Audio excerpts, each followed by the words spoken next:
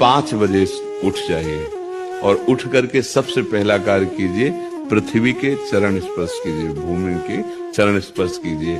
और फिर आप जिस आसन पर बैठे हैं, देखो ध्यान से हमारी तरफ सुनना, जिस आसन पे बैठे हैं, जिस पे शयन किए थे, जिस सैया पर सोए थे, पृथ्वी को प्रणाम करने के बाद उसी सैया में 5 मिनट केवल बैठ जाइए और 5 मिनट बैठकर 5 संतों का नाम ले लीजिए। जैसे हम लोग श्री स्वामी हरिदास जी की जय, हरिवंश महाप्रभु की जय, हरिराम व्यास जी की जय, नागरीदास जी की जय, श्री ध्रुवदास जी की जय। 5 संतों के नाम याद कर लीजिए।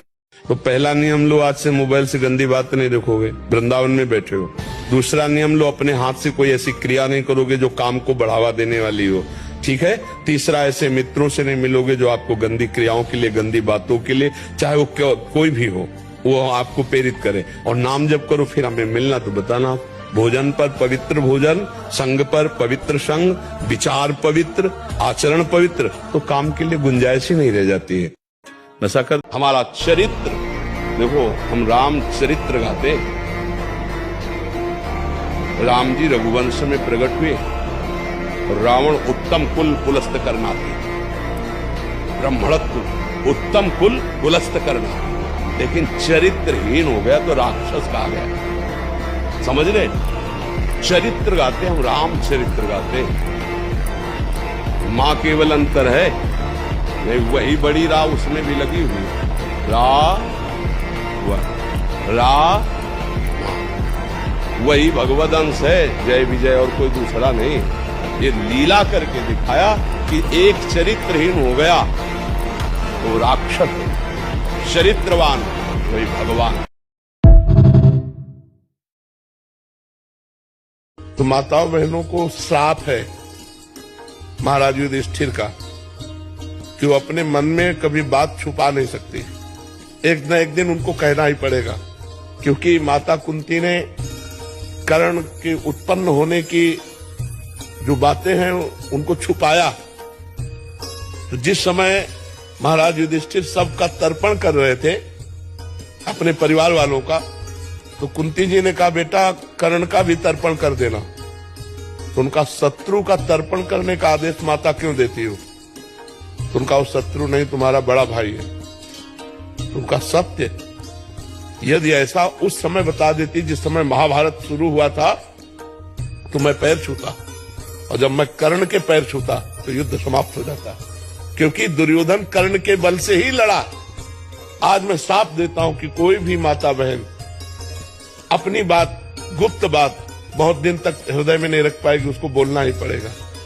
एकांत में आप सोचो, वो बेचारे बड़े अभागी हैं जो भगवान के नाम को नहीं कमा पा रहे। यहां से जाएंगे उनकी कमाई कुछ नहीं है, कुछ नहीं। कितना बड़ा घाटा। देवता तरसते हैं कि मुझे मृत्युलोक में मनुष्य शरीर मिले। जिन सुकृतों के बल से हम स्वर्ग का भोग भोग रहे, इनकी क्या बात। मैं भजन करके नारायण के धाम जाऊंगा, भगवान के धाम, पर अवसर नहीं। अपने को अवसर मिला है तो कमाई नहीं कर रहे। एकांत में सोचो तुम कितने बड़े धनी बन सकते हो। राधा राधा राधा राधा राधा राधा, जो चाहो खरीद लो। चूको मत, कभी खाली मत रहो, नाम जप, ये जीवन सार्थक कर लो। हम कहते हैं एक भजन करता है तो सृष्टि को हिला सकता है, एक भजन करने वाला।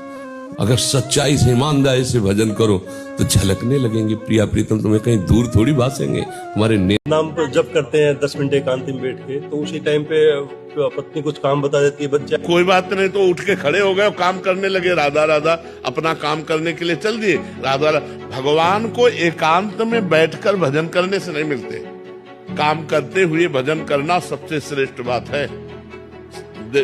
झाड़ू लगा रहे, फावड़ा चला रहे, व्यापार कर रहे, पानी ला रहे, कुछ भी काम कर रहे, राधा राधा राधा राधा, क्या जाता है। माले चलाने से भगवान प्राप्त होते हैं, भगवान सुमिरन करने से प्राप्त होते हैं। हम सुमिरन करें भगवान का, माला के बिना सुमिरन करें। गिन लो भगवान, तुम गिन लो, वो तो सब जान ही रहे हैं। तो खूब भजन करो और गृहस्थी में रहो। कहाँ भाग के जाओगे? आज हमें एकांत बता दो, कहाँ एकांत है? कहीं एकांत नहीं बचा। हिमालय में भी चले जाओ तो वहां भी लोग आजकल जो है जहां भी एकांत समझते हो वही शूटिंग शुरू है।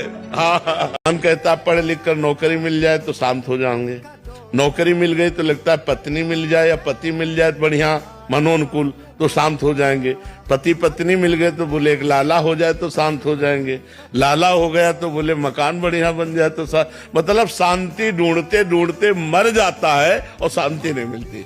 बताओ शांति मिलती कहीं? वो एक न एक कामना, एक न एक चाह, एक न एक कमी बनी ही रहती है, अभाव बना ही रहता है।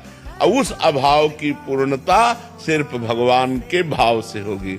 अगर भगवान से चित्त जुड़ गया तो हम जिस परिस्थिति में उसी में हमें शांति प्राप्त होगी।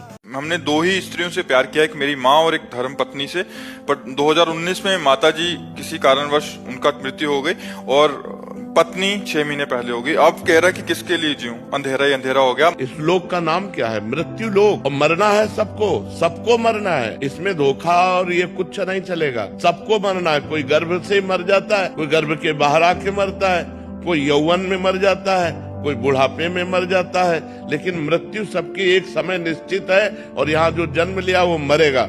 हमको भगवान से प्यार करना है। पत्नी में तुम्हारा यदि प्यार था तो पत्नी का शरीर तुम जानते हो, आंतरिक आत्मा को नहीं जानते थे। तो जिसे हम जानते नहीं उससे, उसके जाने से हमें परेशानी क्या। लेकिन जब वो आत्मा अंतर ध्यान हो गई तो तुमने पत्नी के शरीर को फूंक दिया, तुमने माँ के शरीर को फूंक दिया, तुमने बेटे के शरीर को फूंक दिया। क्यों? क्योंकि आदर तुम भगवान का करते हो। उनके हृदय से भगवान गए तो उस प्यारे शरीर को तुमने जला दिया।